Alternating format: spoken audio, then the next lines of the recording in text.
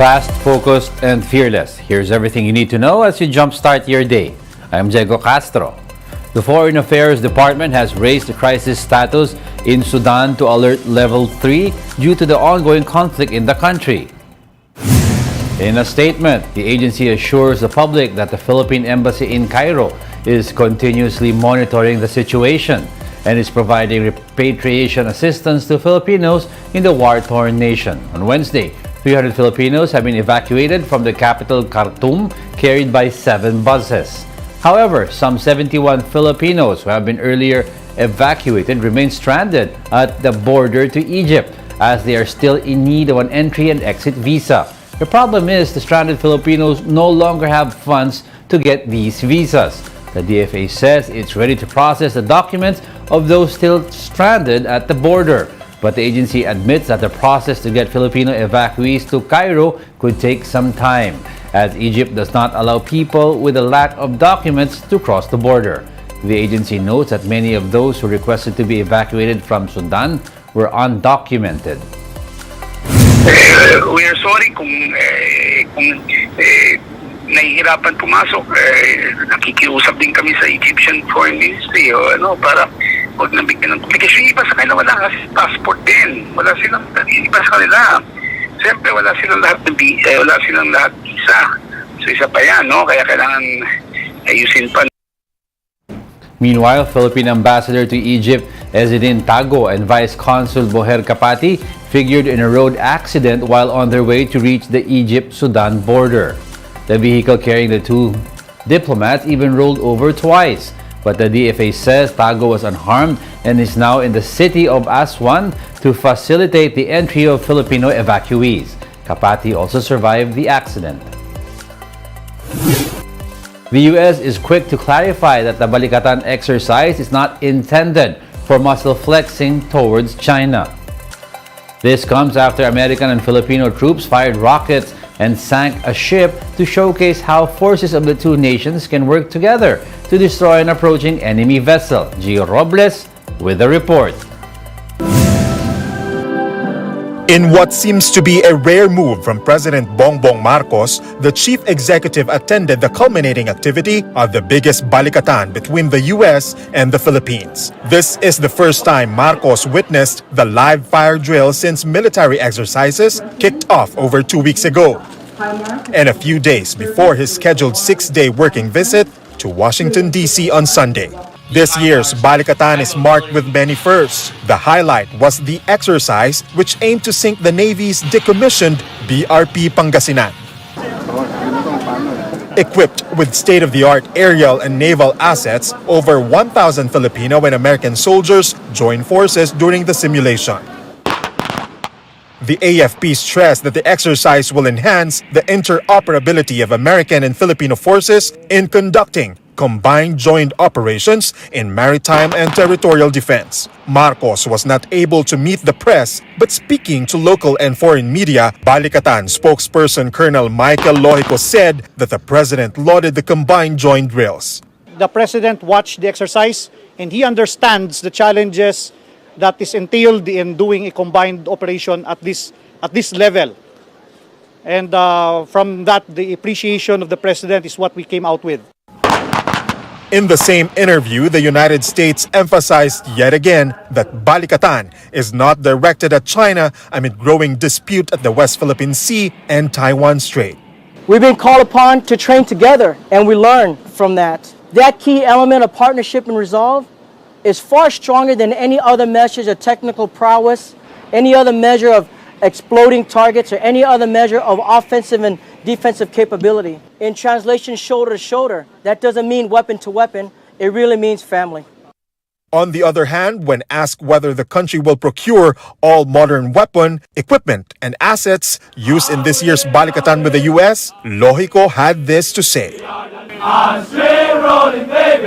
I am not involved in AFP modernization. I am just involved in the exercise, so I cannot speak for what goes on in the modernization planning. What we actually demonstrated was the capabilities of the HIMARS and probably also its limitations to give our senior leaders a more informed decision on modernization.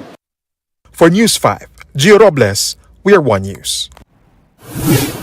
We'll be back with more stories after the break. Keep it here on One News.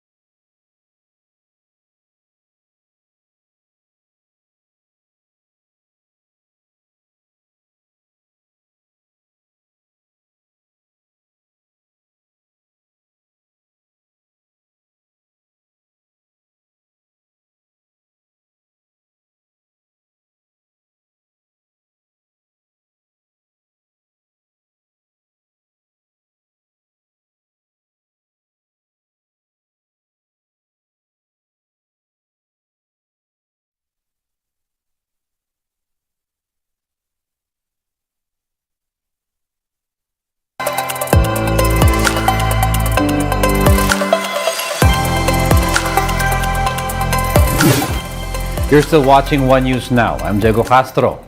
Power rates would increase this dry season amid higher prices in the wholesale electricity spot market.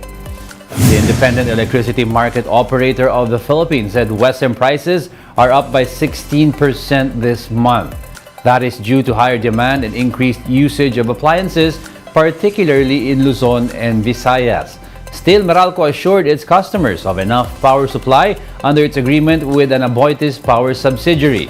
Under their power supply deal, around 370 megawatts will be provided to the distributor until March of next year. Senator Cynthia Villar is again trending on social media over a video showing her berating security guards in Las Piñas. But the senator says she had a point to make. Mian Los Baños tells us more. Ang galing nyo. Ang galing mo! Ang galing mo! Tanggalin mo! Umalis ka dyan! Tanggalin mo! This is just part of the video that went viral last week, wherein Senator Cynthia Villar can be seen scolding several security guards and personnel of the BF Resort Village in Las Piñas City. Villar insisted that the fence be removed so she and her companions can pass through. Tension can be felt in the said viral video. Hindi mo sinasaktan ng guard nyo. Oh, bakit? Kaya ko ba saktan niya? Ano yan? Bakla? Kaya ko saktan. Senator Villar appeared calm and even smiling when she faced the members of the media to explain what transpired in the viral video. Villar said she was asking the security guards to take down the barricade since it was blocking the way to the composting facility she owns. I was talking to them to remove the gate because that composting facility is for the public. And they don't want to. They're arguing with me. But I guess they have plenty of security guards. And I'm alone. Why will you close a composting facility? Where will we bring our kitchen and garden waste? Diba? And there are homeowners there also, on the other side. In an earlier statement of the BFRV Homeowners Association, its president Yuan Rex Toralba said the gate was constructed for safety purposes since there were numerous reports of theft and other petty crimes in the area before. The gate, he said, was constructed in a private road adjacent to an open space owned by BF Homes. But Senator Villar believes there are other reasons why the fence was constructed on the road leading to her composting facility. They were given a TRO, so the BF Resort Village cannot anymore stop the people from using the Friendship Route. Siguro doon sila nagalit sa akin kasi that will bring down the income because they're charging 2,500 per sticker. Yung Friendship sticker is free for Las Piñeros. News 5 went to BF Resort Village to get the side of the Homeowners Association regarding the claims of Senator Villar. But the homeowners president was not in the office. In the video taken by the staff of Senator Villar, it can be seen that the fence is still there but only half of the road is blocked. They opened, natakot yata they opened also. But they intended to do something not good, so I have to, ako, nagko-complain lang ako para wag nila continuously gagawin to because it's not good for the people. Tanggalin nyo. Tanggalin mo. Reporting for News 5, Mean Los Baños, we are One News. And that's it for this hour. Join us again at 7:45 a.m. as we continue to monitor the day's biggest stories. I'm Diego Castro. We are One News. All sides, all the time.